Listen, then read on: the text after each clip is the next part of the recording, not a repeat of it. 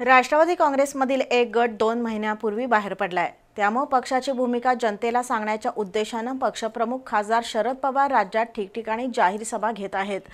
कोल्हापुरात 25 ऑगस्ट रोजी होणारी त्यांची सभा नागरिकांच्या अभूतपूर्व उपस्थितीने यशस्वी होईल असा विश्वास प्रदेश अध्यक्ष आमदार जयंत पाटील यांनी पत्रकार परिषदेत व्यक्त केला। मात्र श्रीमंत छत्रपती शाहू महाराज यांच्या कोल्हापूर लोकसभा उमेदवारी संबंधी कोणताही थेट भाष्य आमदार जयंत पाटील यांनी केलं नाही। राष्ट्रवादी काँग्रेसचे प्रमुख खासदार शरद पवार यांची जाहीर सभा 25 ऑगस्ट रोजी कोल्हापुरातील दसरा चौकात होतीये।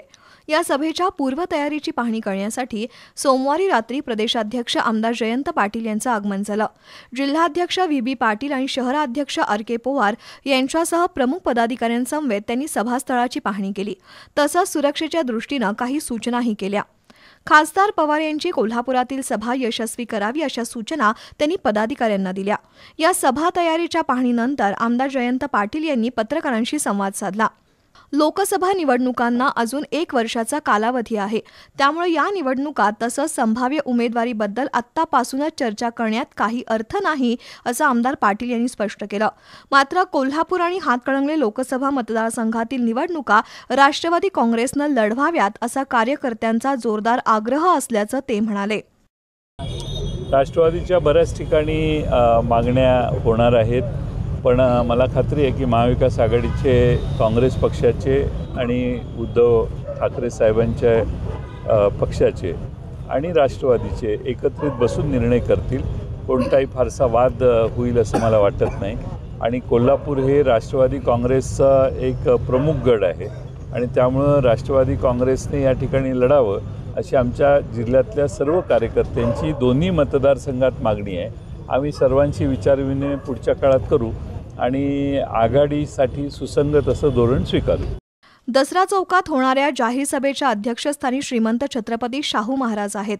यामुळे राष्ट्रवादी काँग्रेसकडून ते कोल्हापूर लोकसभेसाठी संभाव्य उमेदवार असतील अशी चर्चा सुरू झाली आहे।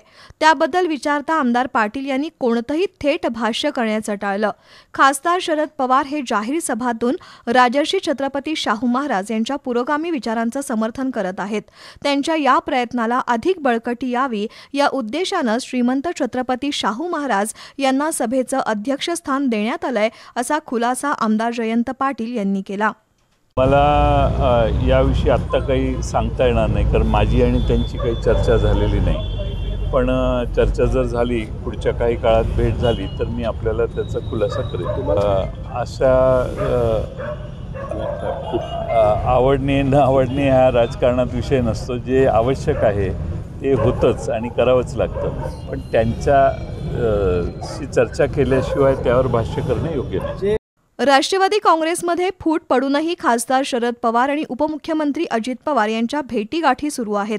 त्यामुळे जनतेमध्ये तसंच महाविकास आघाडीमध्ये निर्माण झालेला संभ्रम किंवा संशय या दोन नेत्यांनी दूर करावा अशी मागणी केली जाते। याकडे आमदार जयंत पाटील यांचं पत्रकारांनी लक्ष वेधलं। त्यावर बोलताना आमदार पाटील यांनी भेट झाली म्हणजे विचार बदलले असं कधी होत नाही, त्यामुळे नेत्यांच्या भेटींचा कोणी चुकीचा अर्थ लावू नये असं आमदार पाटील यांनी स्पष्ट केलंय। लोक येऊन भेटणं, नेते येऊन भेटणं, मुळं भेट झाली म्हणजे त्यांचे विचार कोणी मान्य केले असं होत नाही ना। शेवटी महाराष्ट्रातली जनता निश्चितपणाने हे समजून आहे की पवारसाहेबांनी काय भूमिका घेतली आहे। बीडच्या सभेतही त्यांनी भूमिका केली, काल एका ठिकाणी पुण्यात एका ठिकाणी बोलले। त्यामुळं पवारसाहेबांचा हा वेगळ्या ठिकाणी जाण्याचा जो प्रयत्न आहे त्यातनं त्यांची भूमिका स्पष्ट होईल आणि महाराष्ट्रातल्या जनतेच्या मनात संभ्रम निर्माण करण्याची आणि निर्माण होण्याची काही आवश्यकता राहणार नाही असा मला विश्वास आहे। शेवटी एकत्रित अनेक वर्ष काम केलेले लोक वेगळे जातात, त्यावेळी शंका कुशंका लोक घेऊ शकतात, पण पवारसाहेबांच्या भूमिकेमुळे हळूहळू ते स्पष्ट होईल असं मला वाटतं। लोकसभा निवडणुकांच्या जागा वाटपाचा निर्णय महाविकास आघाडीतील प्रमुख नेतेच घेतील असं आमदार पाटील यांनी स्पष्ट केलंय। उपमुख्यमंत्री अजित पवार आणि आपल्यामध्ये कोणतेही मतभेद किंवा संघर्ष नाही असा खुलासाही आमदार जयंत पाटील यांनी केलाय। सहकार मंत्री दिलीप वळसे पाटील यांनी खासदार शरद पवार यांच्या संबंधी केलेल्या वक्तव्याबद्दल आमदार पाटील यांनी सावध पवित्रा घेतला।